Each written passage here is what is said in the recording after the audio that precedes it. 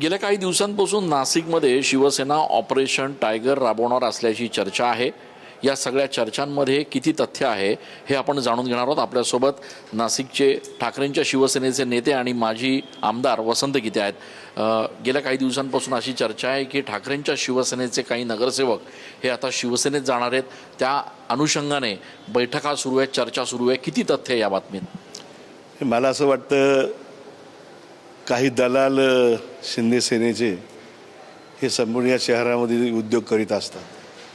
कुठेतरी वर्तमानपत्रामध्ये बातमी छापून आणायची आणि नगरसेवकांना बदनाम करण्याचा हा त्यांचा डाव आहे। गेले महिना दीड महिन्यापासून विधान परिषदेच्या निवडणुकीपासून या सगळ्या गोष्टी चालू आहेत। पण मला खात्री या सगळ्या गोष्टीची की आमचे नगरसेवक कुठेही जाणार नाही आणि आमिषाला बळी पडणार नाही।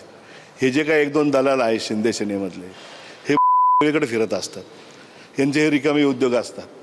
हा कधीच हे जे दोघं तिघजण मंडळी हे याला आमिष दे त्याला आमिष दे याला हे स्वतःच पक्षामध्ये तिथं भारतीय जनता पक्षाच्या पाया पडून सत्तेत गेलेले आहे। यांनी पहिले आत्मपरीक्षण केलं पाहिजे।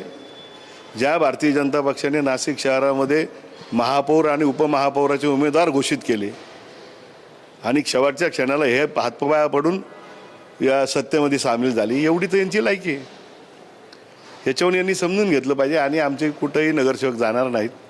मला असं वाटतं ते नगरसेवक स्वतः त्या मतदारसंघातून निवडून आलेले ती आदरणीय उद्धव ठाकरे आणि बाळासाहेब ठाकरेंची पुण्याई आहे, पक्षाची पुण्याई आहे। हे आमचे नगरसेवक कधी विसरणार नाही। पण अशी सुद्धा मध्ये बातमी आली होती की प्रत्येक प्रभागासाठी त्यांना 5-5 कोटींची ऑफर देण्यात येते आणि त्यामुळे आता ही शेवटच्या टप्प्यातली चर्चा ती झाल्यानंतर यांचा पक्ष प्रवेश होणार आहे। मुळामध्ये नाशिक महानगरपालिकेमध्ये निधी वाटप करण्याचं यांच्या काय हातात नाही। जी जनता आम्ही ज्या प्रभागातून निवडून आलो ते पण टॅक्स भरते नाशिक महापालिकेत। तिथली कामं करणं यांच्या बापांना करणं भाग आहे। हे काय सांगतात आम्हाला? हे नाही केलं तर आम्ही रस्त्यावर उतरू। निधीचा प्रश्न आला कुठं? 5 कोटीने काय होणार आहे? 50-50, 100-100 कोटी आता कामं लागतील। निधी लागणार आहे प्रत्येक प्रभागामध्ये आणि ते सगळं करण्यासाठी यांना द्यावाच लागेल निधी। हे कोण देणार? पण या सगळ्या चर्चांच्या पार्श्वभूमीवर तुमची वरिष्ठ नेत्यांशी काही चर्चा झाली किंवा नेत्यांनी काही तुम्हाला संपर्क केला? हे मुळामध्ये राऊत साहेबांशी माझी चर्चा झाली।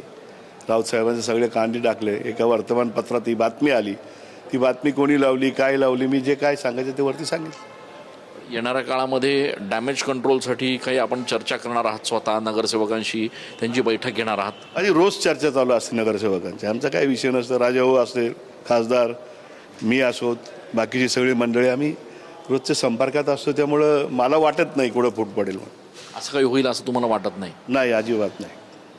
आपण बघतोय की माजी आमदार वसंत गीते जे ठाकरेंच्या शिवसेनेचे ज्येष्ठ नेते आहेत त्यांनी देखील या ठिकाणी स्पष्ट केलेलं आहे कुठल्याही परिस्थितीमध्ये नगरसेवक फुटून जाणार नाहीत असा विश्वास त्यांनी व्यक्त केला आहे। कॅमेरा पर्सन आकाश शेवलेसह मी चंदन पूजाधिकारी, TV9 मराठी।